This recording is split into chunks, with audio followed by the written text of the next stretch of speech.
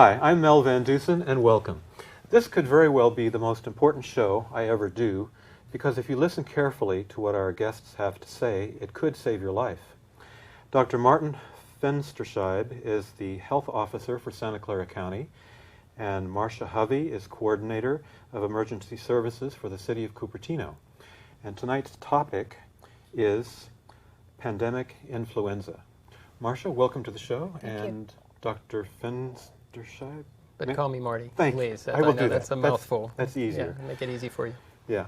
How do you get your point across to people who are burned out on fear? It's really important for people to have perhaps a little fear, because I think that's somewhat motivational, but not to the point where you can't act. And so Right. I think the information, we give the truth, give the information, and then allow people with some guidance to get prepared. Because people get more fearful when they don't know what to do. Because people get more fearful when they don't know what to do. And I think we tell them what to potentially expect, and then what to do about it and how to get prepared. Okay, tell us about pandemic flu. What might be the impact on Santa Clara County? Well, first of all, the impact on Santa Clara County would depend on the type of flu we see. And we're worried right now because there's this bird flu that's in the world. So if you are a bird, you're in trouble, because that's a pandemic. Right. But if that changes and we see a pandemic in humans, then there could be a big impact, especially if it's a strain that's as bad as a previous strain way back in 1918. And then the impact is going to be big. We're going to have 25 to 35% of our population sick over the course of the illness, which could be 400,000 to 600,000 people in our county. We could have several hundred thousand people actually sick and have to go to the hospital. And we may have a number of deaths. We could see as many as 10 to 20,000 people dying over the course of the entire pandemic. And the Great Pandemic in 1918, how many people died from that in this country? I think it was 550,000? About 500,000 people. Yeah. Of course, if you remember that the population of this country was a third of what it is now. It was 100 million people, so the impact was pretty big. And then worldwide. And that influence started with bird-to-human transmission, as I recall. That strain back then, which was called the Spanish flu, 1918, did derive itself and change over from a bird flu strain, an avian strain. So that's what we're worried about right now. Why is this virus particularly so bad? Well, influenza in general is spread through coughing and sneezing, droplet contact. And so that's the thing. It's very, very contagious, very, very infectious, because people coughing can spread it very easily. And if it's a bad strain like we saw in 1918, then that very bad strain of flu can make people very sick and a lot of people sick. And it's easy to spread. That's the issue. And Marsha, what can we do to minimize the spread of this virus? Well, minimizing the spread is just taking the proper precautions when you're sick, which is something that we should be doing anytime that we're sick. I think we have a slide a little bit later on that talks about the exact things that you should do, but really in order to prevent the spread, you reduce your contact with other people. Do you want to talk about social distancing? Well, I think it's important just for any respiratory illness, including the flu, to make sure that you cover your cough and your sneezing, and not go to work when you're sick and cough all over. Don't send your kids to school when they're sick. And also to get the flu shot. The regular flu shot every year is important in limiting the chance for this bird flu to change itself into a human strain. So the less regular seasonal flu we have, the better off we're going to be. So I would encourage people to make sure that when the next flu vaccine season comes up in the fall, that they avail themselves of getting the actual regular seasonal flu shot. That's important. So if you were to get the flu, you would, if you have to be in public, you would distance yourself from people by about, I think, 3 feet? Is that it? If you have to be in public, you would distance yourself from people by about, I think, 3 feet. Is that it? Keep 3 feet away from people if you have to be in a social situation? Well, we're going to, I think it's important really to make sure that you do protect yourself and others and to maintain some distance. But what we really are going to do from the public health standpoint, if we are in the midst of a pandemic, we're going to use some of our authority to actually limit the gathering of people. We're going to use some of our authority to actually limit the gathering of people. So we will perhaps close malls or limit people from gathering in large groups, closing sporting events potentially. Again, when people gather, that's when it's spread. You're coughing and sneezing all over people. And another thing we may do, which is critical, is closing schools when the pandemic does arrive. When the pandemic does arrive. Because we know that kids are great at spreading germs from one to another. They're great little vectors. They cough and sneeze on everyone, and then they bring it home. So we want to limit that. And hand washing is critical for that. Hand washing is the simplest thing, but yet the thing that people forget to do. And hand washing eliminates the germs that we get from perhaps touching a surface that's infected.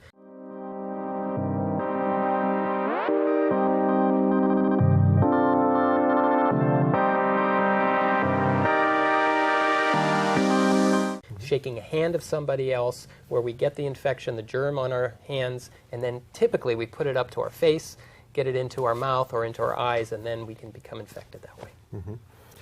Yeah, could we see a visual of the history of pandemics that will give us some idea about when these pandemics happened?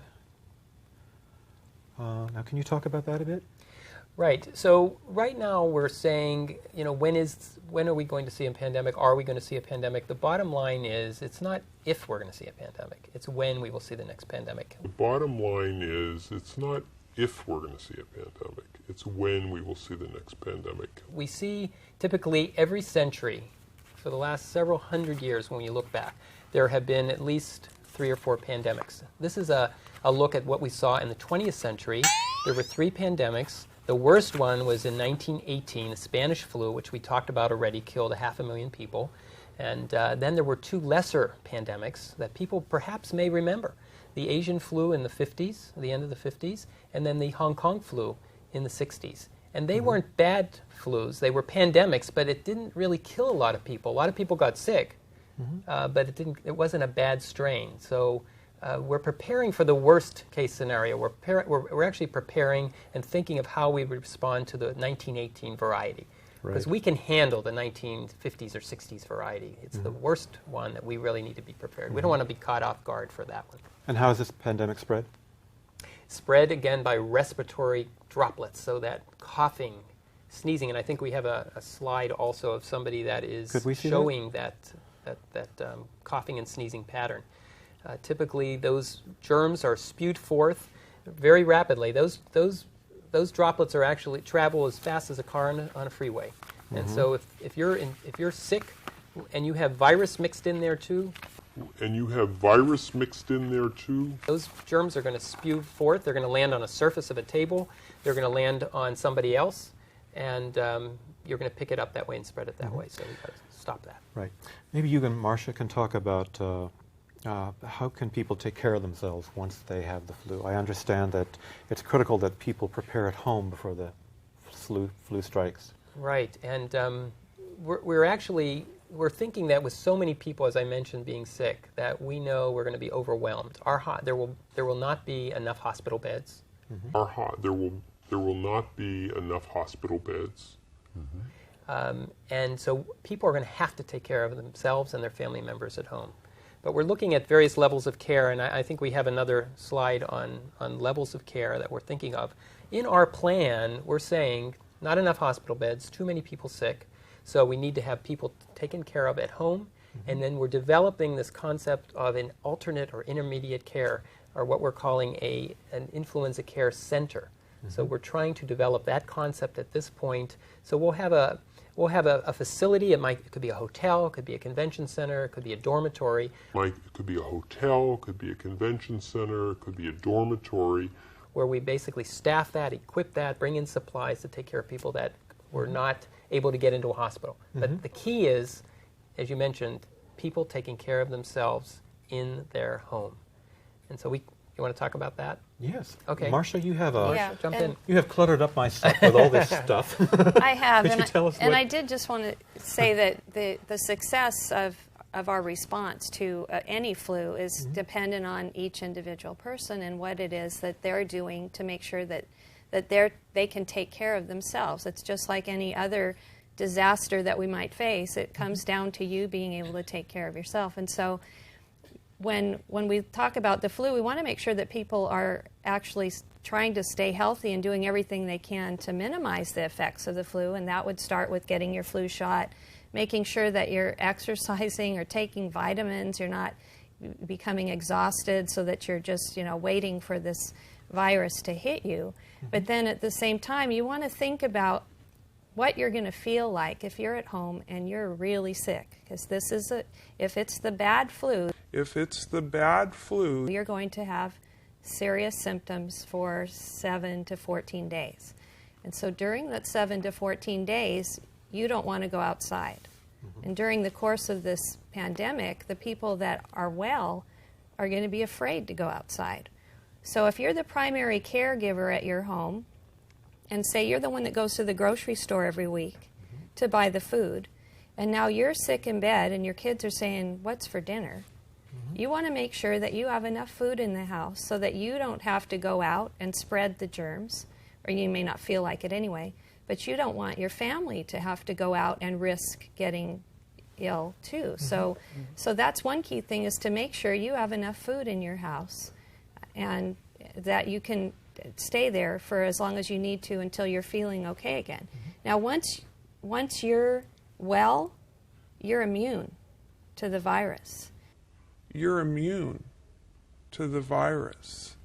Which is the most wonderful thing, is that once you've fought through it, now you can go out and you can help your neighbors, you can buy food for other people.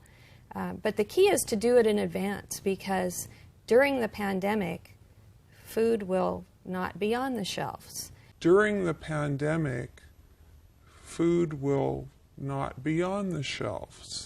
And how much food should people accumulate? At least a 2-week supply. If you're ill for 2 weeks, you're not going to feel like going out to the Maybe store. preferably longer than that. Right. More. Absolutely. The more that you can store, the better. Yeah. Could you explain what some of these things are Sure. over here? We have two groups of items that we're recommending for people now. The one is what to do if you're sick. And so you see that you want to make sure that the surfaces in your home stay clean. And the easiest and the least expensive way to do that is to make a solution of bleach and water and then just spray things down. 10%. 10% bleach with water. Right. You're going to have a fever, so you want to make sure that you've got a good fever reducer there, and remember that children need a different dose or a different type, or if you have infants. You're going to have a bad cough, so you want to make sure that you have cough medicine, and you want to be able to take your temperature so that you can monitor your progress. You may have an upset stomach, so whatever you need to try to help settle your stomach. You may have chapped lips, so you may want some lip balm. You're going to need lots of Kleenex. And then you see that we have a surgical mask there. This is to help protect you from breathing in the droplets that your ill relatives may have, or you can do it the other way. You can put it on the ill relative and keep their droplets to themselves. When would you wear it? In your house. But you will see them on the streets, I would imagine, because people are going to be afraid that they're going to catch something. Right. Right. So we want people to, in their homes, to do a number of things to limit the spread of the illness. And as Marsha said, we need to have certain over-the-counter medications available to take care of that. And separating the sick from the well. You have to have a plan of taking all the sick people can be put in one place in the same area, and the well people should be in another area, and there should be a separate bathroom if you can for the people that are sick. We want you to open the windows, because having air circulate is really important to keep the amount of germs down. So you don't want to, some people may say if you're sick and you have a fever, close all the windows, close it all up. Or some people might mistakenly think that if we keep the windows shut, we'll keep the flu out. Right, but we really want the air to circulate, and that's how you keep the concentration of germs down. So actually open the windows and circulate the air the best you can. As Marsha said, you certainly want to, when you're going in and caring for those sick people, you want to put a mask on yourself, but if the person is coughing and sneezing, you want a mask on them too. Right. So we want to try to break that, that potential spread from one person to another. It's very important. Yeah. What do you think the symptoms would be? Well, they're going to be similar to any other flu. So they're going to be sudden onset, rapid onset, high fever, headache, aches and pains all over. So if anybody that's ever had the flu knows that once you get it, you're incapacitated. You basically lay down, everything hurts, you can't move. You may have a dry cough, some stomach upset, and everything and fatigue. Just terrible fatigue. And one curious thing about the 1918 strain was that people with the best immune systems, their immune systems went into overdrive, and somehow the virus incorporated that and made it more deadly. People with the best immune systems, their immune systems went into overdrive, and somehow the virus incorporated that and made it more deadly. Right, and so the difference is from usual seasonal flu that we see, it mostly affects and attacks the most frail, the elderly, and the youngest. And those are the ones that are at highest risk that we want to make sure we get vaccinated, and those that have chronic illnesses, respiratory or cardiac disease. In 1918, that avian strain caused illness in actually the people that were the healthiest, the youngest, the healthiest, those people that had strong immune systems. Youngest, the healthiest, those people that had strong immune systems. It was just the nature of that virus. It actually caused the healthy immune system to overactivate itself. To overactivate itself, and to a point where the body was fighting itself. And so a lot of many people that died back then were not necessarily the elderly and the young. They were the healthy, young individuals. And we won't know that. We won't know the characteristics of this next pandemic strain until we actually see it, until we can actually see what it does and who it attacks and who it puts at risk. Right. We've already covered levels of care, but I don't think the pop-up came up about that. Could we see that, the level of care slide? And then maybe we can fill in any gaps about that. Yeah, and as I mentioned, the hospitals are going to be overfilled, very, very crowded. Very crowded. So the plan is that the sickest people that need the highest level of care will be in the hospitals. That will be the place that people will be able to receive intensive care and also be on respirators if necessary. The least sick people will be in their homes, and that's what we're talking about. We want people to be prepared. Most people can be taken care of in their homes, and we don't want people to be afraid that they can't take care of sick relatives. Right.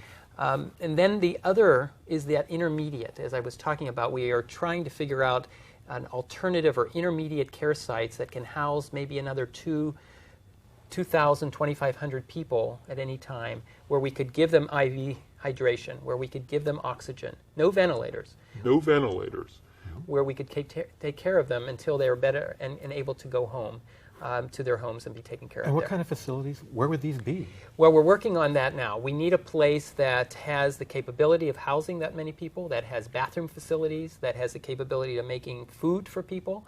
So we're looking at potential hotels, perhaps convention centers. We're looking at potentially at dormitories, or we have a few hospitals in our community that have been vacated for various reasons, and so we're looking at those. We haven't identified them all yet, but we have a group that's planning how we will supply them and how we will equip them, and what we will do there, and who will be staff, who will work there. We have a group that's planning how we will supply them and how we will equip them, and what we will do there, and who will be staff, who will work there. If I could just add one Yes. thing to that even though that we are identifying the facilities, we're also identifying the people to provide the care. Public Health has created a registry of medical volunteers, and so we're registering medical professionals that perhaps are in private practice, doctors, dentists, nurses, veterinarians, people that might be able to offer their medical expertise. And we're pre-registering them to become part of a database for all emergencies. But in particular, it's going to give us a greater capability to be able to care for the people at these other centers. And so we really encourage anyone that is in the medical profession to contact public health and find out how to get into that registry. Okay, and we'll give that information toward the end of the program. And then we have some posters that we can see, and you can comment on those. Could we see some of the posters? It's just some of the community outreach that we're starting to do to educate the public on what they should do, like cover your cough and limit the spread of germs by washing your hands. They are being publicized in different languages, but one of the most difficult parts of the education for the pandemic flu for local government is that we need to be able to reach out to every single person and get this information to them. And the difficult part about that is that not everyone watches television. They don't watch this cable station, or they don't speak English well, or they're suspicious of the government. And so it's a very big challenge to make sure that we have the ability to reach out and help everyone that needs to know how to care for themselves, and that we can provide them the tools to help them do that. And so we really encourage individuals to talk with their family and friends and the people that they know that live around them that may not be getting the word through normal channels or checking websites, and that we make sure that we, as a community, share in the public education aspect to make sure everyone knows what to do to save lives. Right. Really handy. This really tells you everything you need to know on that. So I encourage everyone to prepare for this and get one of these things. It's really and it does prevent the spread of disease at home during a pandemic flu. What you can do. There's something on quarantine here. Important phone numbers. So I would encourage There's people to... There's a list of supplies. A list of supplies? Yeah, Well, that's great. Now, the thing that's not listed in that list of supplies is, again, your comfort foods and what you normally eat when you have a bad flu. Because your typical, canned meat and non-perishable foods may not be very appetizing. Tell so us. make sure that you've got some Jell-O or some gelatin or chicken soup or bland diet crackers, or those types of things that as you're trying to regain your strength, that you start to eat before you're ready to eat that solid food again. So everybody kind of has their ritual on how they recover from the flu, and just make sure you've got all that food ready for you. Which brings up the issue of just hydration, because one of the Absolutely. key problems in people that develop high fever and flu is they get dehydrated, and that can cause a lot of problems. And so what really is critical for people at home also to know and to be prepared to do is to rehydrate sick family members. And it's very easy to do. So it's just a matter of not worrying about if they're not eating at all, trying to get their fever down, and then just giving them fluids, which we describe in this pocket guide. But it's simple things like Gatorade or Pedialyte for children. It's just a matter of giving them types of liquids, slowly giving them so that they can get enough hydration back so that they don't Or just get plain dehydrated. bottled water. Well, you really don't want to just give bottled water because you don't have the salts and Right. sugar in there, which you really need for body metabolism. So you really want to look at the guide and use the proper rehydration solutions, and not just use plain water. But it's got to have some salt in it. It has to have some electrolytes, some salt, and some sugar in it. I read here in my notes, this pandemic could disintegrate the fabric of life as we know it. This pandemic could disintegrate the fabric of life as we know it. That's scary. Could it?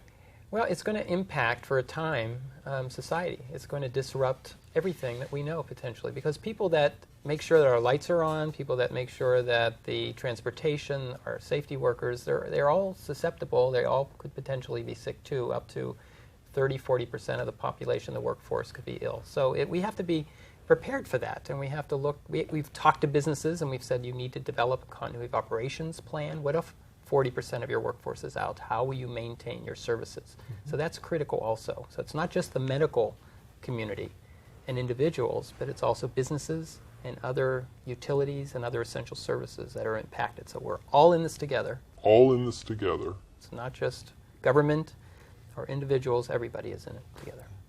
I think we've got about 1 minute left, maybe less, I don't know.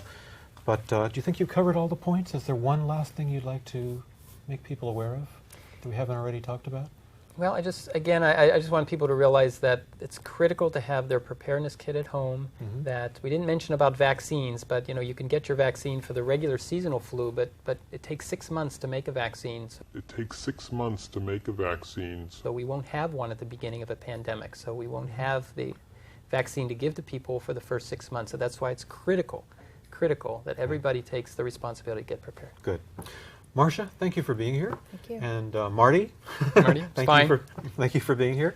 And please prepare for this. Get stock up on the supplies that we talked about. Go to the sites that were provided here. You need the information. You need to be prepared for this. When the pandemic hits, it's going to be largely up to you. So learn to take care of yourself.